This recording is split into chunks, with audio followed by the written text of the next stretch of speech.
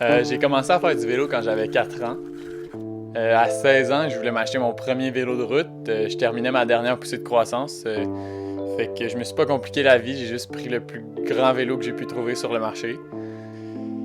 Puis au début, moi, j'avais la motivation de partir sur des distances de 200 km.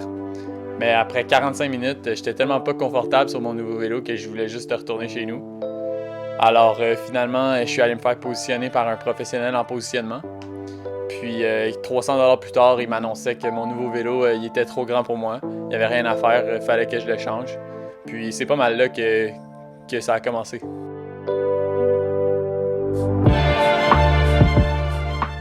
Glove, c'est un nouveau fabricant de vélos.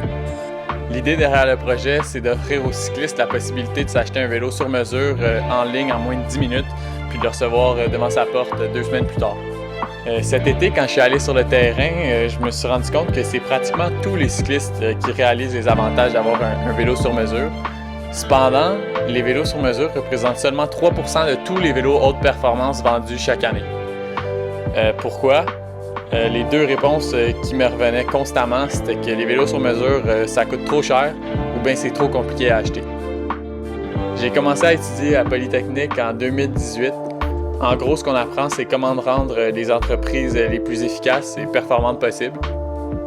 Puis quand je regardais la façon que les vélos sur mesure étaient vendus, c'est des procédés très archaïques. Un peu comme aller chez le tailleur, il faut physiquement se déplacer dans une boutique pour se faire mesurer par un humain. Puis ça, c'est très long, puis c'est très coûteux. Aucun des principes que j'ai appris à Polytechnique sont vraiment appliqués dans cette industrie.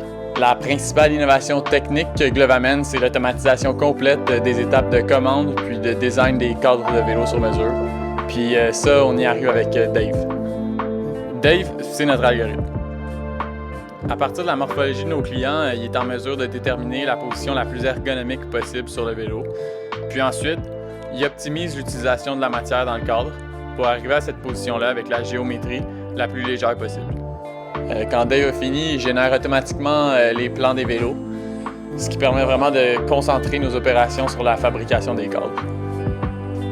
L'automatisation du sur-mesure avec une approche en ligne, c'est quelque chose qui se fait partout ailleurs dans d'autres industries en ce moment même. Nous, on veut juste être les premiers qui l'amènent au vélo.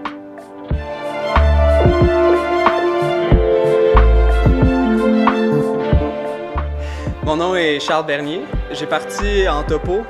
Donc en Topo, c'est une entreprise de vêtements techniques, des vêtements de plein air spécialisés, sur mesure, fait localement, au Québec. Mon modèle est basé sur le fait que je vends 100% sur mon site web, directement aux consommateurs. Généralement, le sur mesure, c'est voué aux petites entreprises. Mais il y a déjà Amazon qui offre un service similaire de vêtements sur mesure, qui est en ce moment pour des t-shirts et des choses vraiment simples, mais on peut voir que ça devient vraiment une grosse partie du marché, ou du moins un gros intérêt.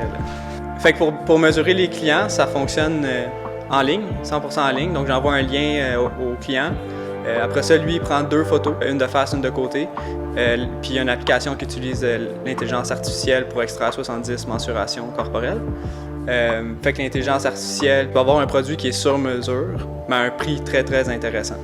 Un autre avantage du sur-mesure, c'est que tu peux vraiment avoir une production qui est sur commande. Puis l'avantage de ça, c'est que ça élimine les stocks. Tu fais juste la production qui est le strict nécessaire selon tes besoins. Tu sais, le lien avec Glove, oui, les deux, c'est sur mesure, mais ça va chercher un peu les mêmes concepts que dans l'ère qu'on est aujourd'hui. Tu sais, on doit utiliser la technologie qu'on a en ce moment. Puis c'est juste logique qu'on soit capable d'automatiser la production, soit de vêtements ou de vélos.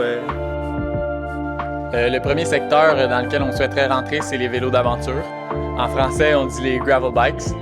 En 2019, la taille du marché pour les gravel bikes était estimée à 63 millions de dollars aux États-Unis, puis 26 millions au Québec. On a choisi ce marché-là parce que l'an dernier, en 2020, les vélos d'aventure ont connu une croissance de 144 % dans leur vente, faisant de ce type de vélo-là celui avec la plus grande augmentation en popularité. Ce qu'on veut, c'est commencer à vendre des cadres partout au Québec dès l'an prochain. Mais avant d'aller chercher notre financement, on veut vraiment s'assurer d'avoir le plus de traction possible. On est rendu à l'étape de se faire un nom. Puis pour ça, j'invite tous ceux qui ont de l'intérêt ou qui se posent des questions sur notre projet à aller visiter notre site web. C'est vraiment en ayant la plus grande communauté qu'on peut dès le départ qu'on va arriver à un produit qui est à la hauteur de nos ambitions.